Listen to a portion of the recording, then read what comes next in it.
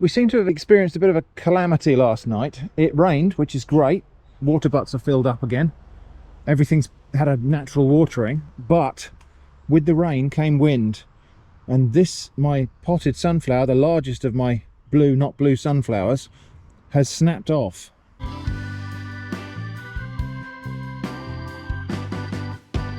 Now, it didn't just do that on its own. The bottom of the stem, I've been watching this for a while actually, the bottom of the stem's been nibbled away by something. Don't know whether it's rodents or snails or something. I'm not sure we can do anything with this. There's the piece that snapped off. I'm going to try. I'm going to cut it here, just around about that leaf node there. I don't think it will root, but I'm going to cut it. I'll stick it in the soil. It's not big enough to put in a vase and hope that it would flower.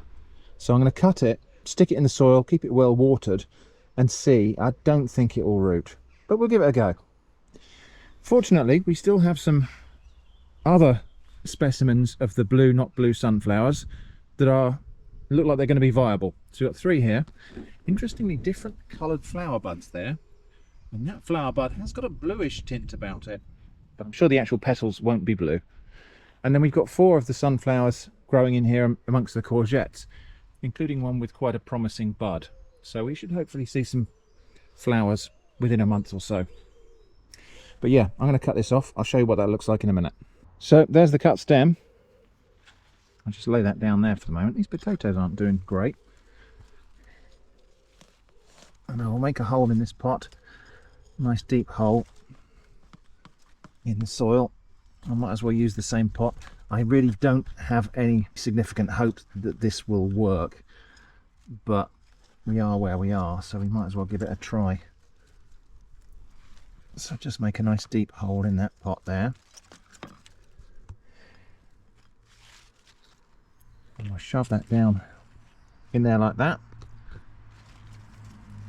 I'll keep that well watered. I'll just firm that back in. We'll see what happens. I think I know what will happen. Right, today I'm going to harvest some potatoes because the plants are not looking all that healthy. I probably shouldn't be too surprised because these are second early, so the foliage is due to be finishing around about now. However, there isn't an awful lot of foliage, so I'm not very hopeful. We've got a lot of potatoes under there. I've been watering and feeding these pots. They should have produced potatoes. I was expecting much more exuberant growth than that, but we are where we are. I'll empty one of these out, we'll see what's inside. Well, I can see some potatoes there. Nothing very spectacular. Lots of tiny potatoes, but these do tend to be rather tasty.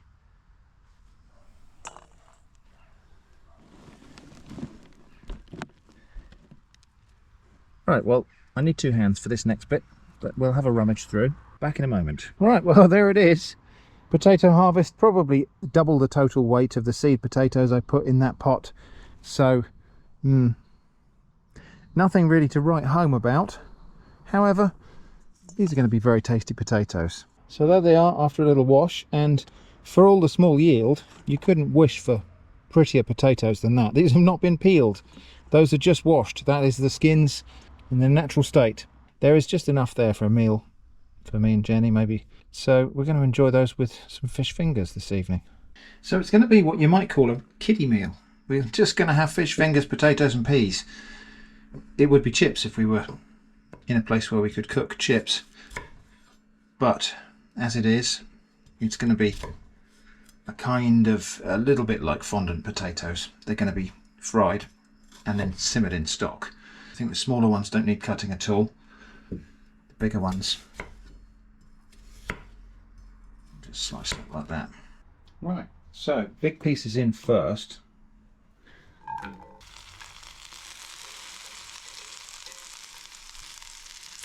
Yeah, we've got crispy on one side. So now the smaller pieces and the smaller whole ones can go straight in there. Just got some chicken stock here.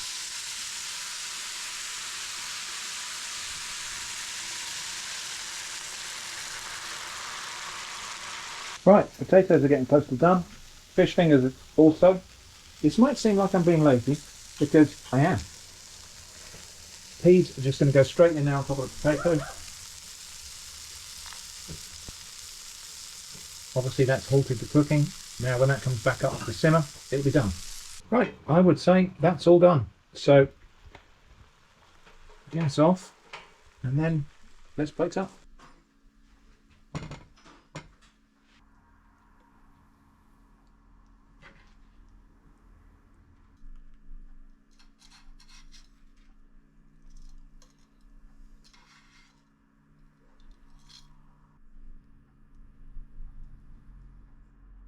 That's what we call a kiddie meal. That's Jenny's. She might want just a couple more potatoes.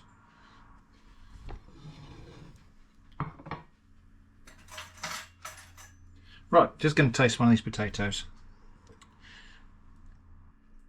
I mean, they are just potatoes, but there is just something quite magical about when they've been out of the soil for less than an hour. Some of my fish fingers have not fared quite so well. Anyway, homegrown potatoes. So here's the thing I've been wondering about. These spicy noodles. These are hot pepper noodles that are kind of, well, for me, they are about my limit. I can just about eat the volcano noodles. Still a bit hot for me. The 2 times spicy is just a little bit beyond my chili level. I've eaten them before. A little bit too hot to be enjoyable at my current level of chili tolerance. But there was a news story recently about how some of these noodles have been banned in or withdrawn from the market or something in Denmark because they're too spicy. And health officials are concerned that they might be actually dangerous for you because they're so spicy, which is kind of adorable, but also had me wondering, what happens if you get someone to eat these who's very accustomed to eating hot peppers? So I'm going to send these to my friend Babatunde in Nigeria and see what he thinks of them. So a little bit of weeding required this morning in this salad bed and elsewhere. I'm just going to run through the vegetable patches and do a bit of weeding. They do say that a weed is just a plant growing in a place you don't want it, and I don't disbelieve that. So we're just going to have a look at what we've got growing here today. There's quite a lot of this stuff, which I think is some kind of sow thistle type of thing, maybe nipplewort. It's a member of the Asteraceae daisy family, probably similar to one of these things or something like that, or maybe maybe one of the sow thistle type things we've had in the hedge. Don't really want that here, but here's a thing I don't mind. That's chickweed. See the little starry white flower just there. And we've got a bit more of it over here. I think there's a bit more of it around that corner there. Okay. So chickweed, I'm not going to weed out, because even though it has the word weed right in its name, it's going to be welcome to stay. Because we can eat it. It's delicious. So I will encourage it. I may even feed it. That there is a piece of, that there is a little bit of ground ivy. Quite a vigorously growing plant, that one. We'll have that out. There's a dandelion there. Let's see if I can get that with the root. Yep, there we go. So got the root. Go over the back. More chickweed. That is a willow herb. Oh, I can see quite a big one here that's flown under the radar. Yeah, it's another one of these nipplewort type of daisy family things. So that's the plan anyway. Just going to go through here. When things are big enough that I can get hold of them and pull them out, if I don't want them, they come out. This bed here needs a bit of attention. Lots and lots of willow herb, nipplewort, willow herb, groundsel. That one's groundsel. That's quite a problematic weed in this garden actually. It's very, very vigorous. It grows everywhere. It grows like crazy.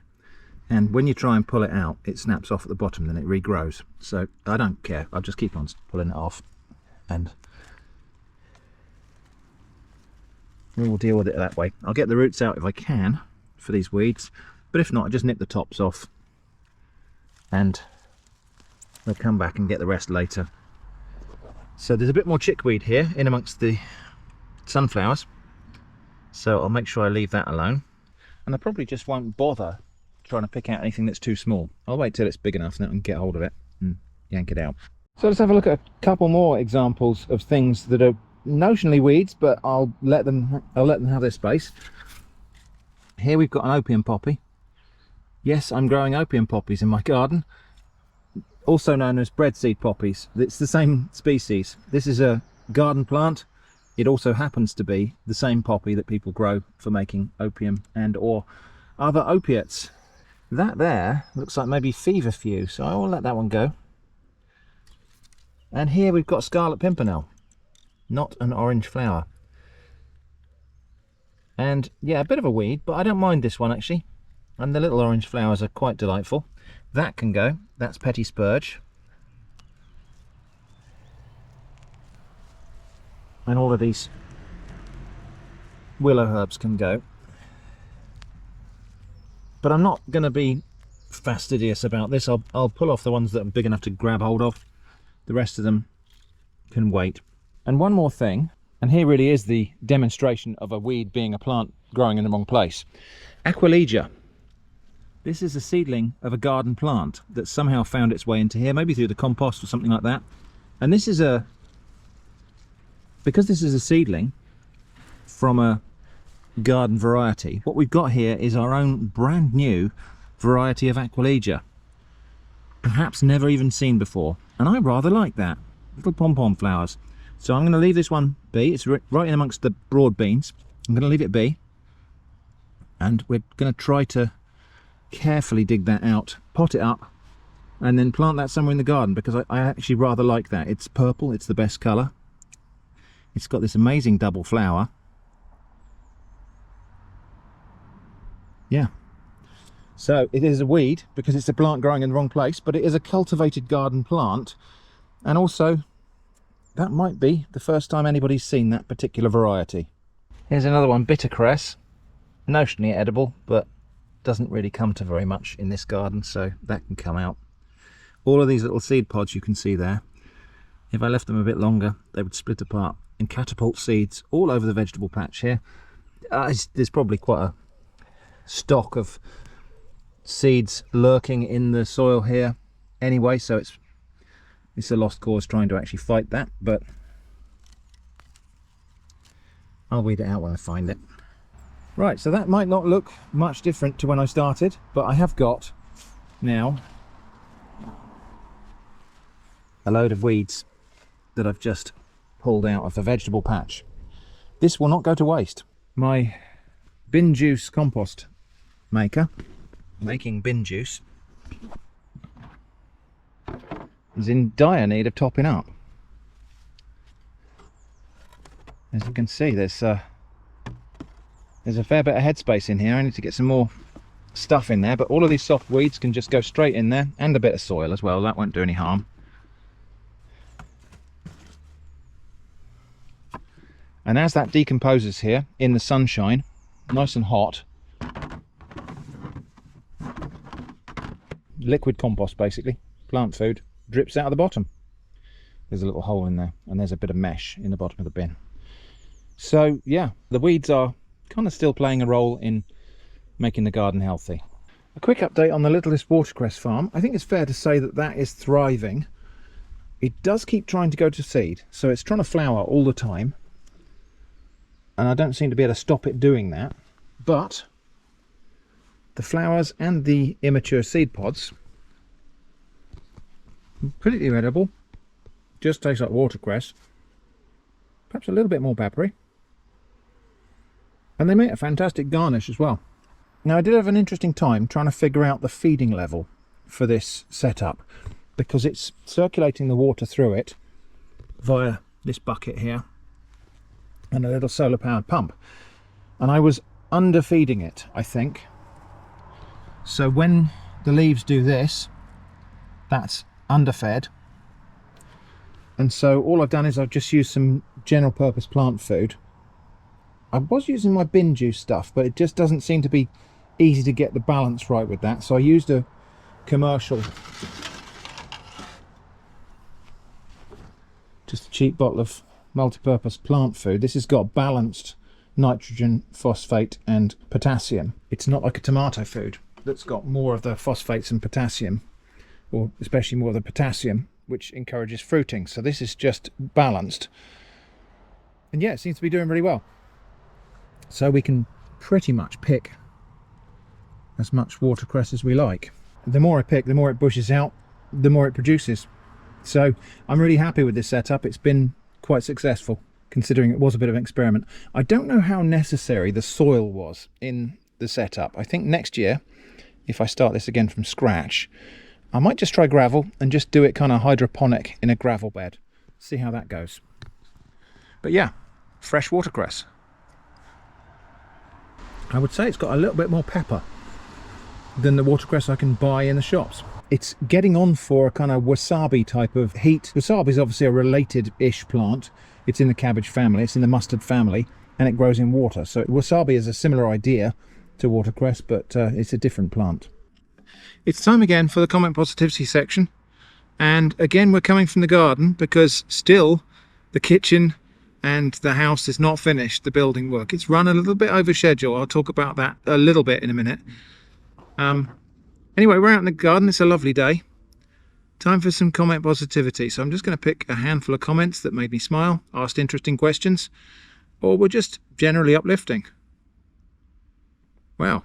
Well, no matter how careful or poor, we get quite ahead on that. That is Big Drop Brewing Galactic Milk Stout, alcohol-free. Why bother drinking an alcohol-free stout, you may ask? Well, unless the only reason you drink beer is alcohol, then lots of reasons. That's quite nice. Oh, quite nice, and it's got a bit of hoppy bitterness to it.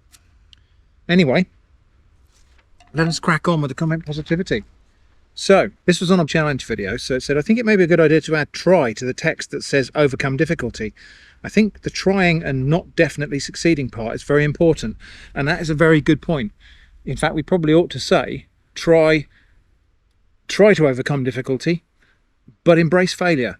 Because those challenge things are just about as much learning from failure as they are from accidental success or serendipitous success. They're kind of engineered near failure on purpose. So really good point there, actually. And I will amend that text in my next cooking challenge video.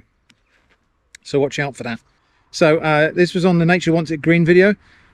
A railway track runs alongside that car park. Imagine an airborne seed landing on a train and being transported for miles before finding somewhere to germinate. That is a lovely thought, isn't it? That a seed might hitch a ride on a train.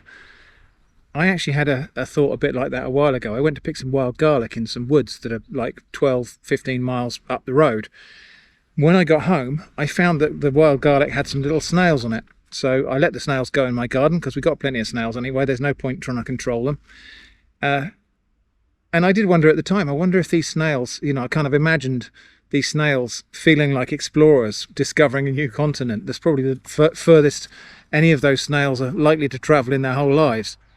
So, of course, they're snails, so they probably don't have thoughts like that, but it's a nice idea. But in terms of seeds being transported around like that, obviously within their native range, it's probably quite a good thing because it will help to promote genetic diversity. So over time, plants get spread out and the populations kind of diversify a little bit, and you get different sets of genes in different regions. So it's probably not a bad thing at all for seeds of the same species from one region to be transported to another region, if they're both native there, and then have a chance to grow, and for those genes to be recombined. It's probably good for the species. Question, is the blob table purely coincidental? This was on the Bursty Blob Drink video. Yes, it is actually. In fact, I hadn't even realised I was drinking my blob drink on a table that's very much blob themed until a few people mentioned it in the comments. So there you go. Didn't notice that at all, but thank you for pointing that out. Though you are in no shortage of material for videos, I really did like your ecosphere videos. I guess production costs are high for those. I think that must be a joke. Any plans? I have thought about it actually. I've got a cold windowsill in my studio, so I could do an ecosphere video. I've been thinking about where to get it from. I'm not sure I want to do a marine ecosphere.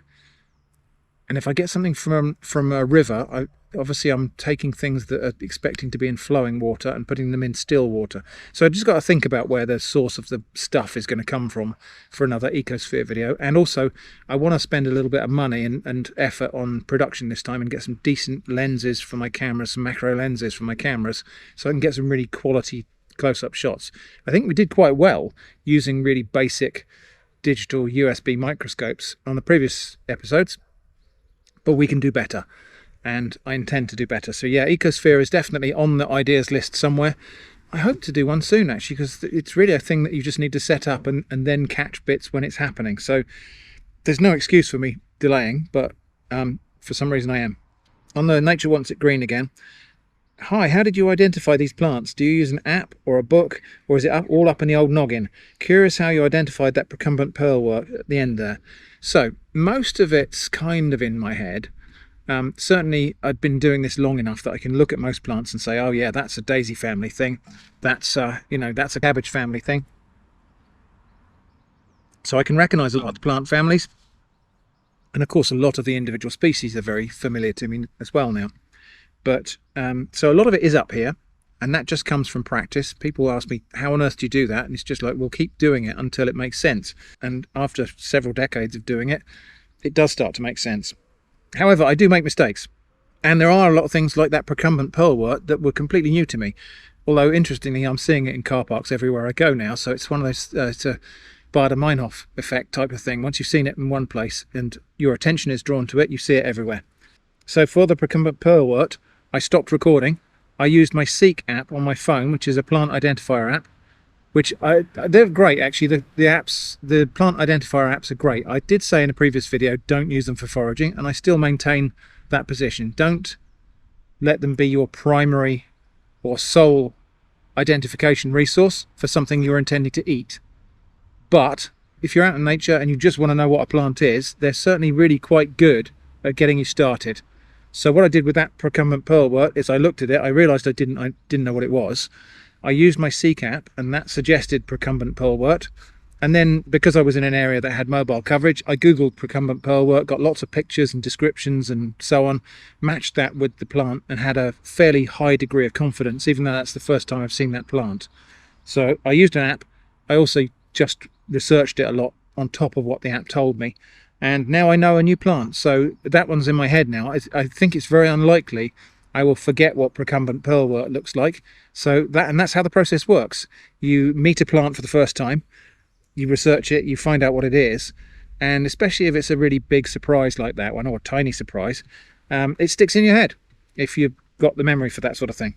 On the subject of misidentification, so on that car park ramble video, somebody said the plant at 5 minutes and 12 may have been bristly oxtongue, Helminthotheca echioides, or Picris echioides.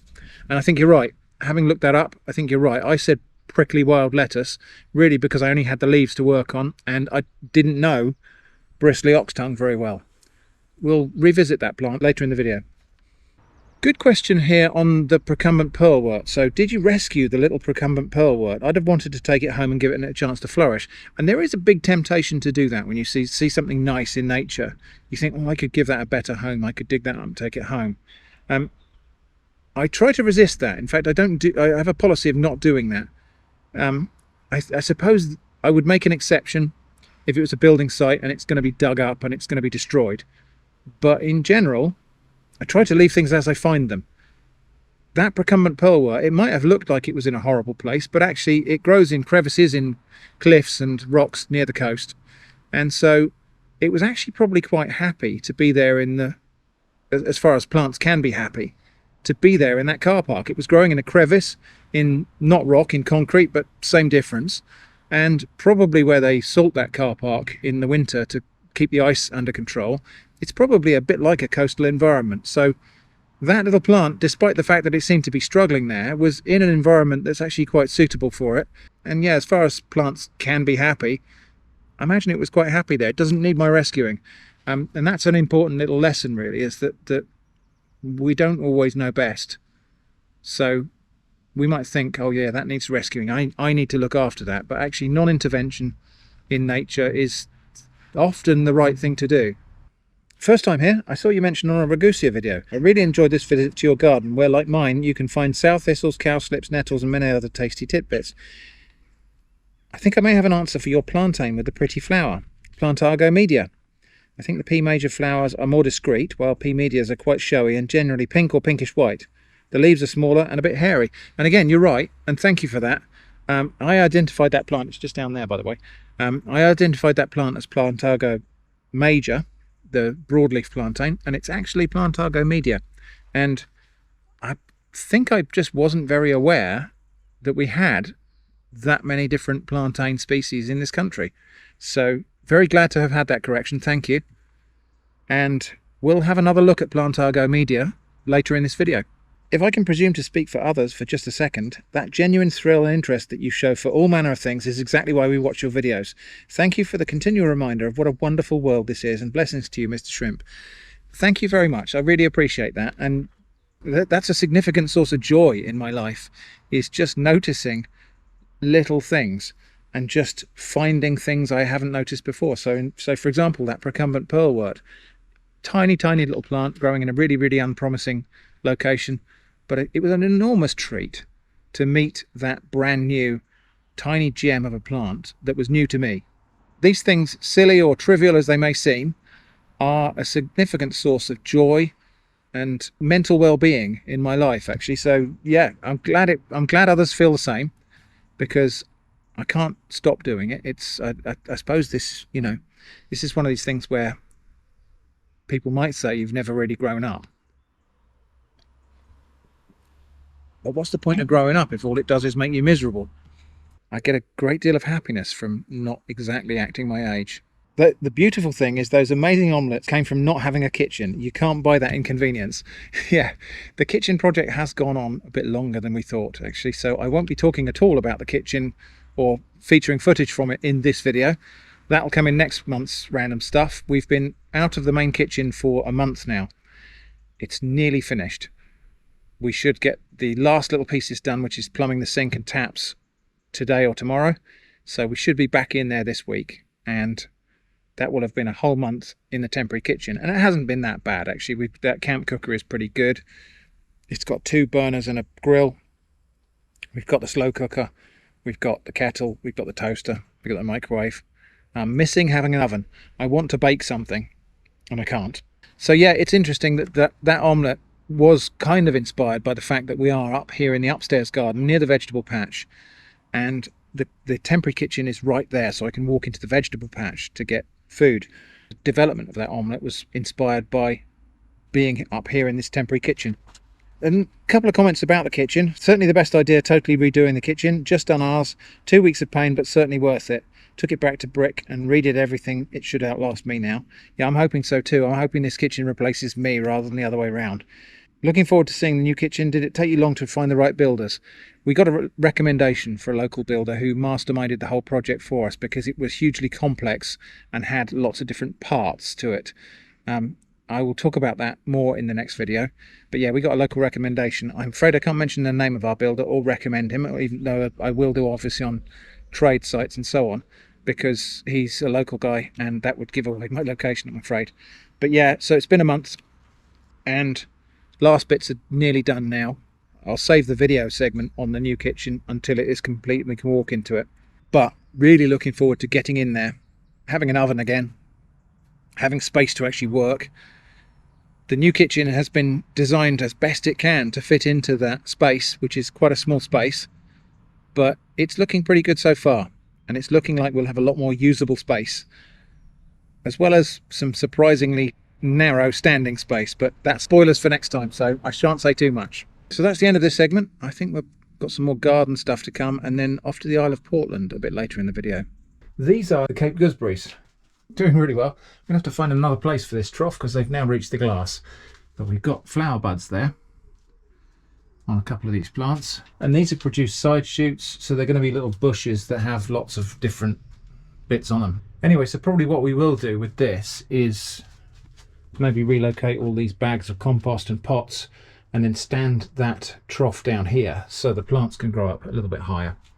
I don't know what their ultimate height is anyway, actually. It might well be that they won't grow much higher than that, but I've got to give them a chance. Cayenne peppers, doing okay-ish. A little bit slow to start. These are my Lesia peppers. We'll come back to those in a moment. Scotch bonnets. Again, really slow start. And this is the Capsicum flexuosum, these four here. Again, not taking off extremely fast, but it's fine. These are perennials anyway, so we're going to keep these year on year. We'll just let them proceed at their own pace. Hopefully at some point they'll just pick up and take off. These were not doing all that well in that original John Innes seed compost, and I repotted them, and now they are doing okay. Same with these Lesia peppers. Now these need potting on today, because actually having a look at the bottom of the pot, I can see little white roots coming out there, which means these need to be in probably larger pots. So I'm going to put them into these pots here. I think these will be large enough. They'll grow this year and fruit in these pots. Oh, by the way, these are all my pawpaw seedlings.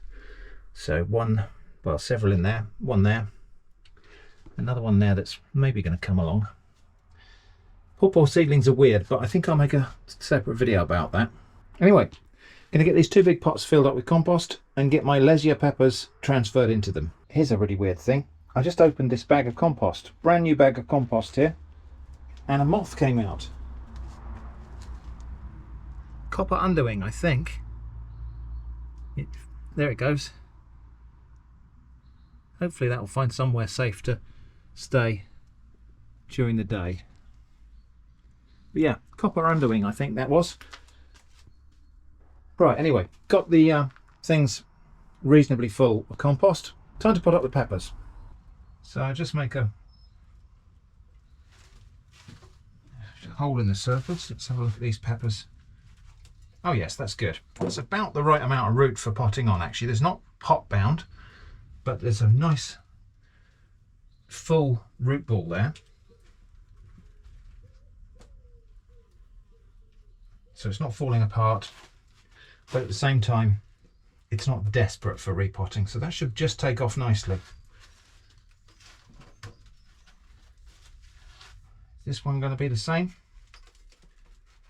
Yeah. So that is about the perfect state for repotting or potting on.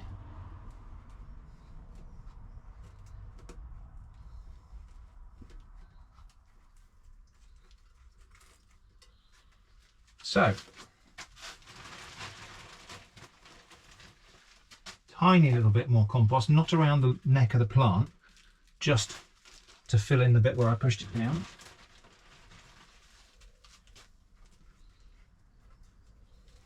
And then we'll give these a good water in to settle down the roots.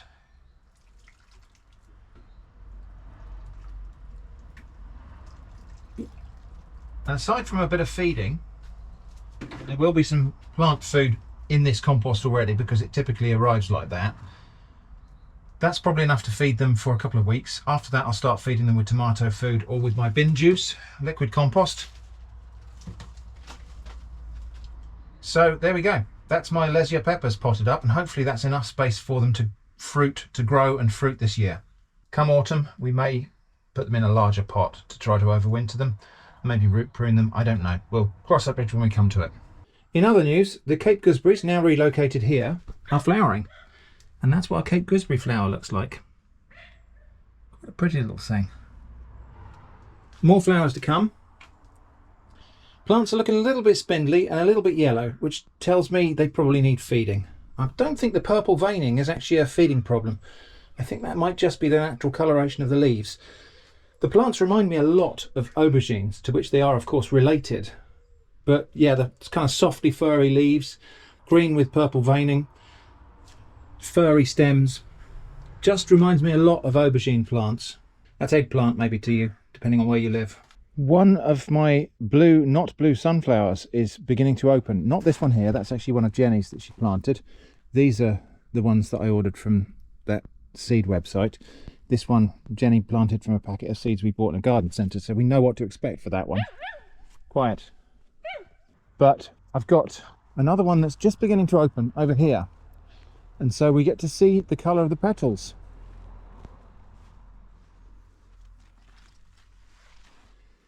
not very blue, are they? That one will be along shortly, but this one we can see the colour of the petals. It's yellow. It's a yellow sunflower. Quelle surprise.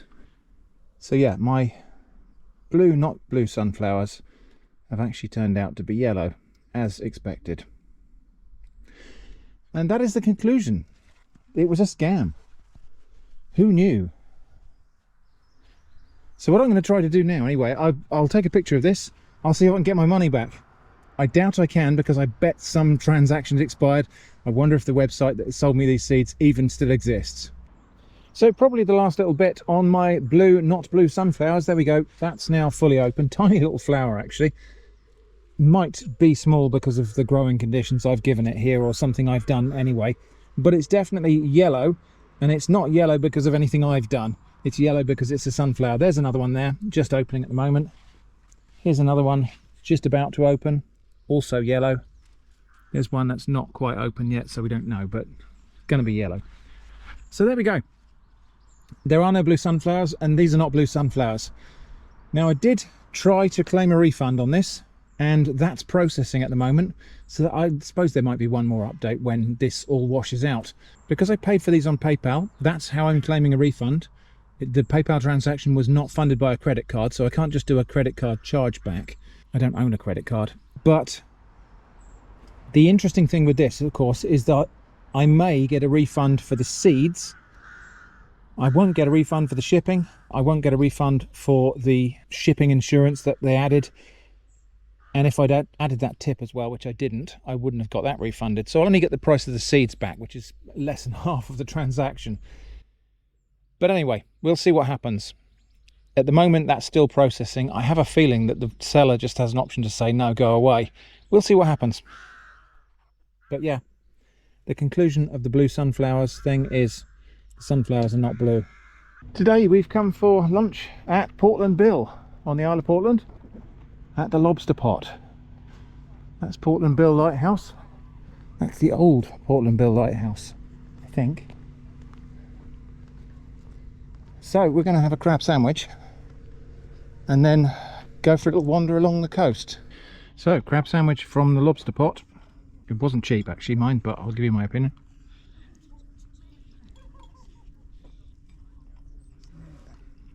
That's nice. Right, so a little walk, I think, along the coast path on the east side of the island. See what we can see. Now, this island doesn't really have beaches, or not very many of them as such. Most of what we've got here is cliffs and rocks that just tumble into the sea. So Eva's on a short lead because she can't be trusted to be sensible.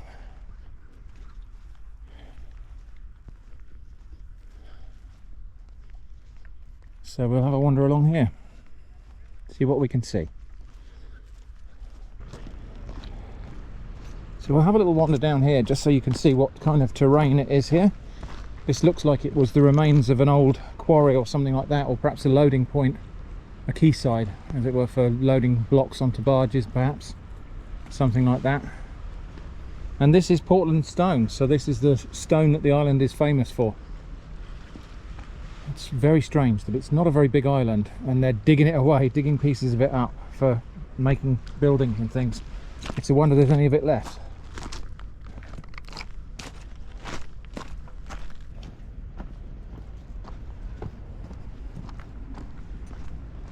Let's have a look down here. It's really rough underfoot.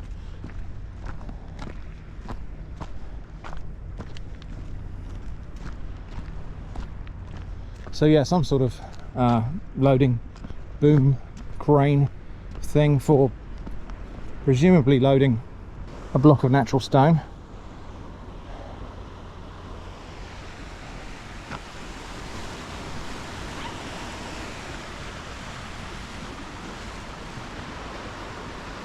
And that's pretty much what the coastline here is going to look like all the way along. So actually, when we come back, we'll have a look at Pulpit Rock, which is just the other side of the lighthouse. As you can hear, Eva is calling for me because separation anxiety.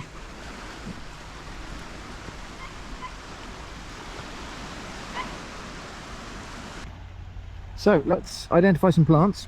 This is golden samphire, one of 3 different plants, at least 3 different plants called samphire or St. Peter's herb. This is a kind of succulent member of the daisy family, Asteraceae.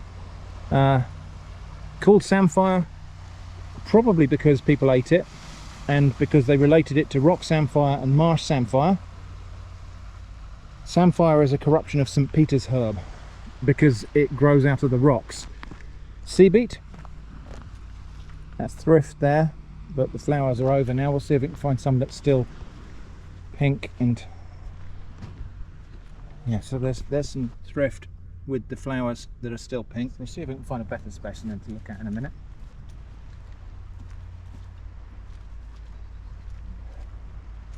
Oh, now there's one of the other samphires. This is rock samphire, and so this is a member of the carrot family, Apiaceae. And again, it's got these fleshy leaves. This one tastes really strongly of carrot. Some people have likened the flavour to varnish because it's so such a strong carrot flavour. It comes across as a little bit kind of petrochemical.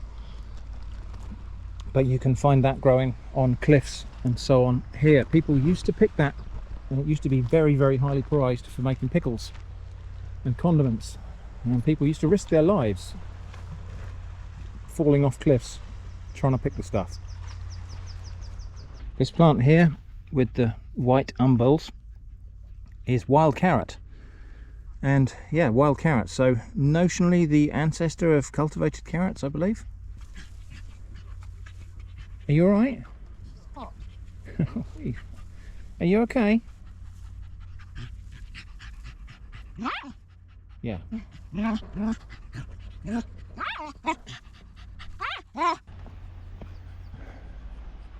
Some very brave swimmers over there. Oh, sorry, a brave swimmer over there. I thought that was another head in the water. Those are boys. Yep, somebody swimming off the rocks there. I assume they know what they're doing because currents here can be quite terrific. Well, it's a very calm day today.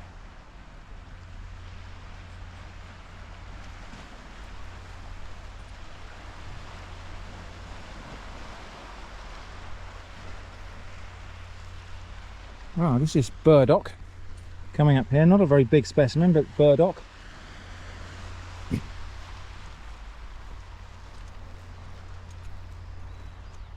Here's a bigger one. Just starting to form the characteristic Velcro-like sort of hook and loop type seed pods. So there's what some could be almost a beach, but I don't think there's anywhere for us to paddle our toes down there. Seeing lots and lots of these little earth heaps here, and I've just seen a tiny solitary bee disappearing into one of them. If I see one arrive, I'll see if I can catch a glimpse of it. I'll keep my eyes peeled because we're bound to see some more of those. This is ragwort, much despised by horse owners. It's poisonous to grazing animals, but they tend to leave it alone. It's only if it's left and it's cut and dried as hay that it gets accidentally eaten. I was hoping we might have seen some caterpillars of the cinnabar moth on here, little black and white stripy caterpillars that feed exclusively on this plant, I believe, but I can't see any. Right, here we go. This is one of these little solitary bees. Look at that, tiny little bee. There's another one over there. Probably a little bit disturbed by the fact I'm standing here, probably thinks I'm a bird, so I shall leave it alone. But yeah, there's loads of them here. They're tiny. They must be only about 4 millimeters long or something like that. There's one's just going in its little hole there. No. Yeah, they're often a little bit wary when you stand over them. I imagine they probably just mistake us for any kind of predator. But lots of these little solitary bee nests, or burrows I suppose, in the ground here. Common mallow here. Seen quite a lot of this on the roadside on the way down here. Very striking the amount of flower that this thing produces. Oh, and there are teasels here as well. The bristly things in the middle There's kind of Dr. Seussy sort of bristly things in the middle there are teasels. On this one here, this plant here, now you might look at the leaves of this and think it's something else, but this is a potentilla type of plant, so it's something in the rose family. Little yellow flowers probably. Orchids.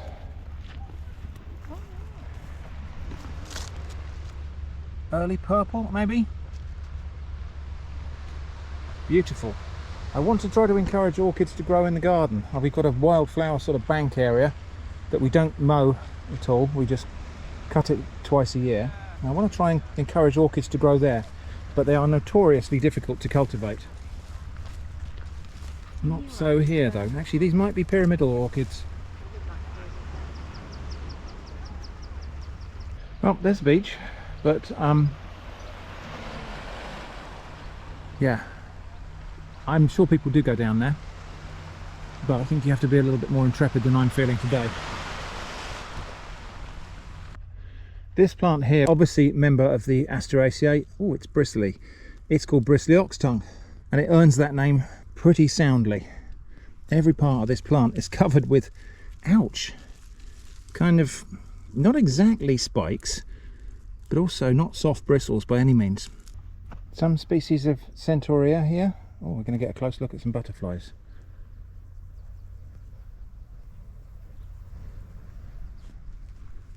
Yeah, Centaurea. This is another daisy family plant. These are ray florets here. So this isn't one flower. This is a whole collection of flowers that have been specialised to do different purposes. So these are ray florets, and you get disc florets in the middle there, and it's a cluster of flowers essentially, but serving the purpose in terms of attracting pollinators as one large flower, and seems to be quite effective in attracting pollinators. Another mallow in there. Lots more of this bristly oxtongue. This is the plant that I misidentified as prickly wild lettuce. It's closely related to lettuces and dandelions and that whole family. From a specimen in that car park video where I only saw these leaves here, which are just unbelievably bristly. So yeah, bristly oxtongue. Lots of people in the comments helped with that one, thank you. This is Alexander's, or the remains of an Alexander's plant, a plant in the carrot family. This is the seed pods. Alexander's being a forageable coastal plant. Plantago media. Again, a plant I misidentified in a recent video. I called this Plantago major, the broadleaf plantain. This is actually Plantago media. And it has very, very spectacular flowers for a plantain, doesn't it? The middle-sized plantain. Oh, and lords and ladies, a plant in the tomato family, Solanum something or other. Very beautiful little flowers, little purple and yellow flowers. Very typically Solanum type flowers, where you've got 5 petals, 5 sort of recurved petals surrounding, I'm going to call it the wrong name, spiky yellow bit in the middle. Anyway, I've been left behind because I'm rambling as well as rambling.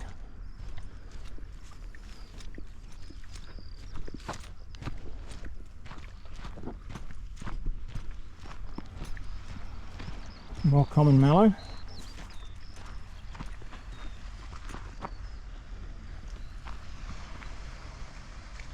Yeah, the butterfly's not going to stop long enough for me to identify it. Oh, and might be a beach. They do have a few beaches here on the Isle of Portland. Probably the nicest one is Church Ope, which is north of where we are at the moment, on the east coast side, where you can walk down and there's a lovely little secluded beach called Church Ope. Ope, I think, is like opening. So it would have been an opening in the rocks where sailors could land their boats. The yellow flowers in here, I think, are bird's foot trefoil. We'll get a closer look at that in a minute. Oh, there's a good one. Yeah, there we go, bird's foot trefoil. In the pea family. Called bird's foot trefoil because the seed pods, when they appear, are like pea pods. Very slender pea pods, and they're clustered in groups of maybe 3 or something like that, 3 or 4 or 5, and they look like bird's feet. It might be a little bit early to find an example of that, but if I see one, we'll have a look at it. Red clover.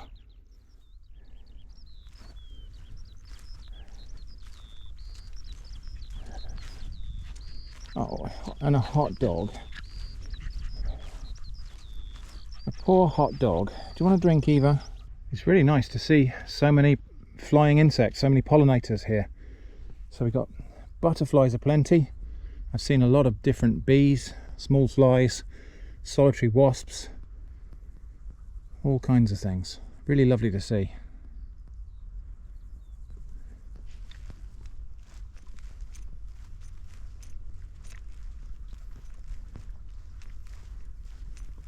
There's field bindweed there with the white flowers, the little trumpet shaped white flowers.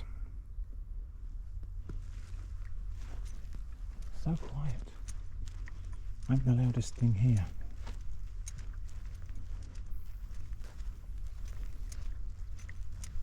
And up there I can hear a skylark. Several skylarks.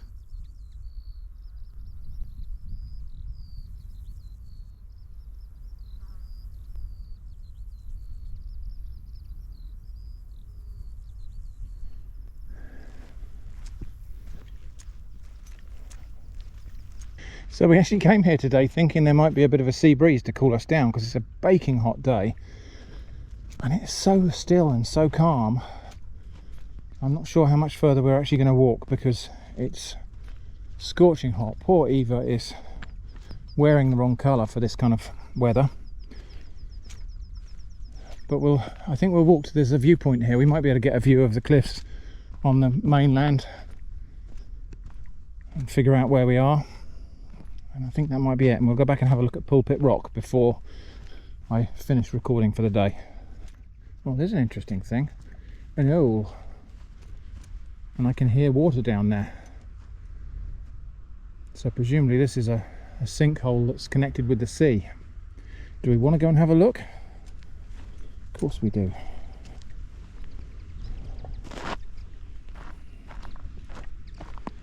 The terrain here, by the way, is just quite reminiscent of southern Spain. It's sort of gravelly, rocky, semi-arid, lots of succulent and low-growing plants. So yeah, that is the sea down there. There's a sea cave, and you can see light, so the opening must be just over this cliff here. I'll just get up onto this other bit of around here. Now that's interesting. Here's a piece of natural rock, and that's a fossilised oyster shell there.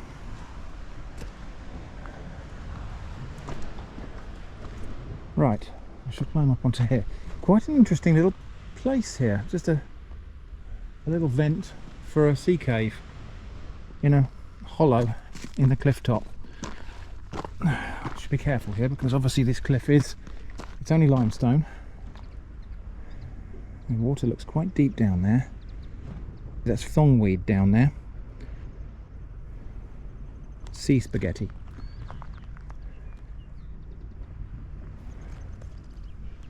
More cut stone blocks, and again this looks like this might have been used as some sort of loading type of wharf for offloading quarried stone onto ships to take it off to the mainland or elsewhere, export it perhaps.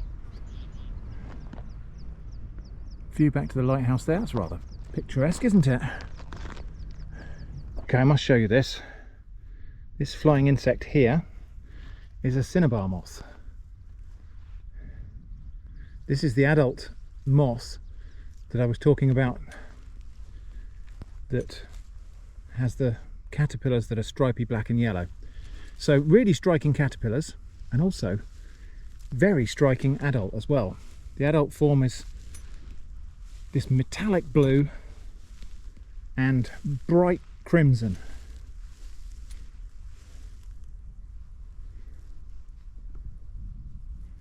was hoping it's going to settle so we can have a look, but it's probably looking for a ragwort plant to lay some eggs, so I think we'll leave it be. I might have been wrong about this moth. There's actually quite a few of them about here. It might be a burnet moth. Without my books, I couldn't tell you off the top of my head.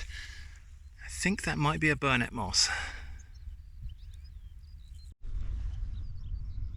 Yeah, I think those might be burnet moths. Two of them there, making little baby moths.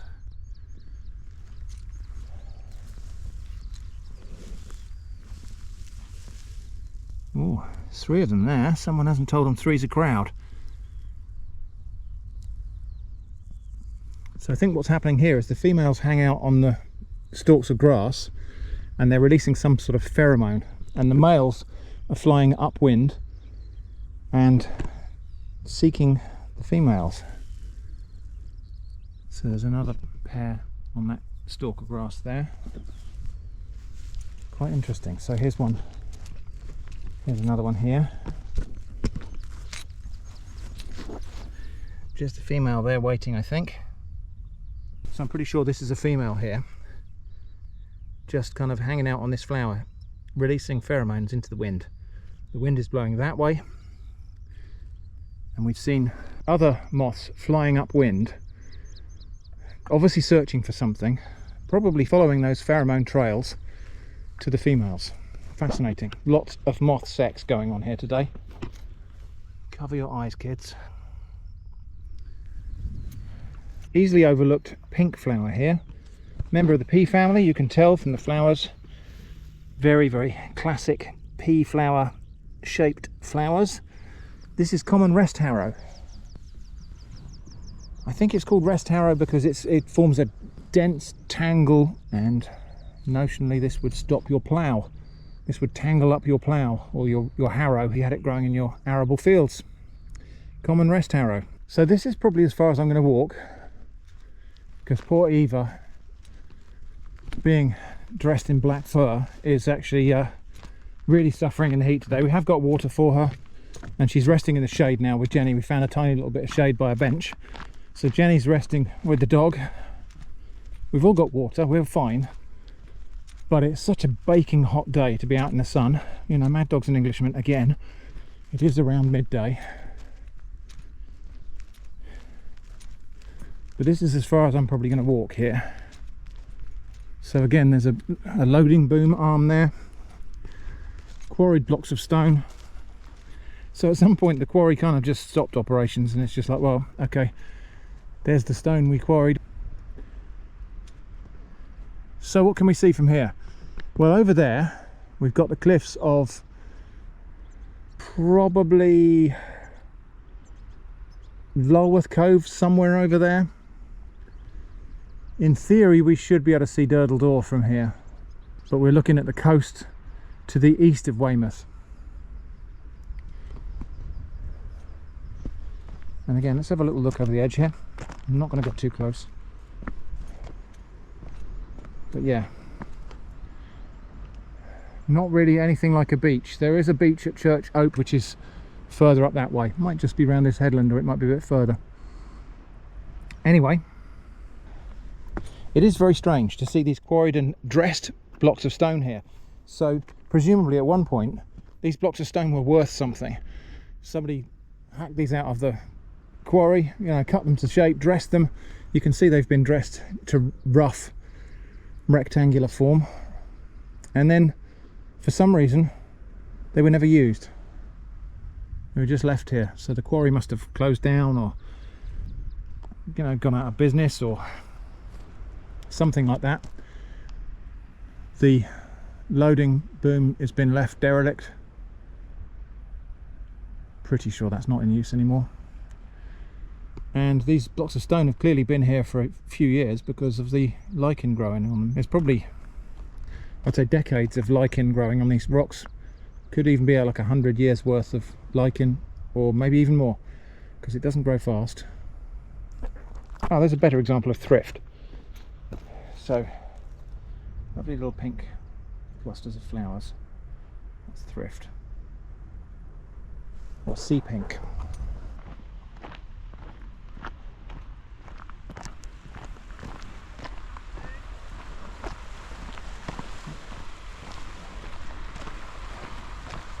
Gonna eat this ice cream before the sun melts it, and then we'll go for a little wander down to Pulpit Rock, which is just the other side of the lighthouse here.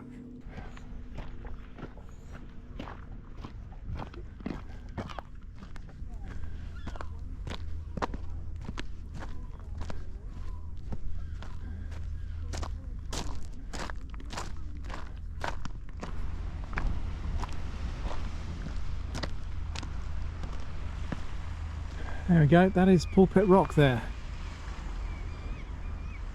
Very Instagrammable thing to do is to climb up on that leaning slab there and get up on top of it. I won't be doing that today. I'm not even very sure that's a safe thing for younger people than me to do. But we're going to go wander along and have a closer look.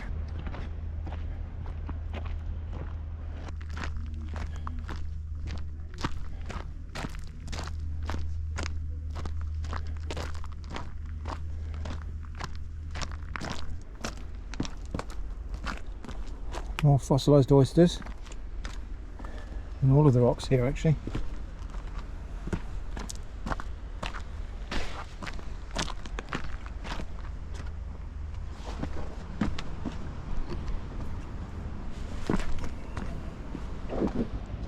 So there we go, Pulpit Rock. And look where salt is. Salt water, seawater has splashed into these holes in the rock and then evaporated, and more seawater splashed in and evaporated. We've got natural sea salt crystallizing here. Look at that. We could just chisel a bit of that out and take it home to season our food. Yep.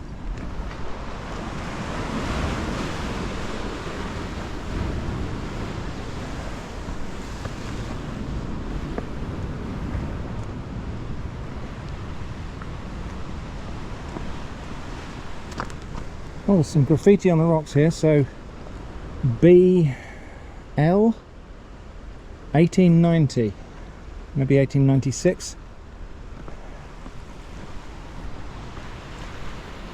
Danger notice, climbers do so at their own risk. So there are a set of handholds and footholds to climb up there, and they are very well worn. You can tell people have used these to climb up the rock. I'm not going up there.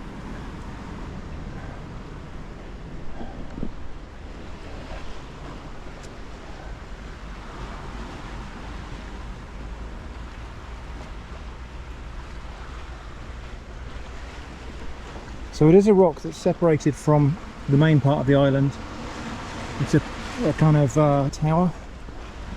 There's a name for these, I can't remember what it is. And it's got this great big slab leaning against it.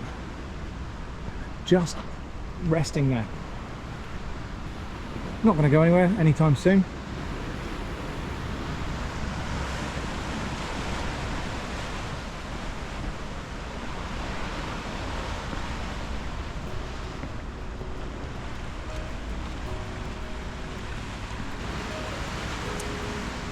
Anyway, that was our trip to Portland. I hope that's been interesting. Thanks for watching, and I hope to see you again soon.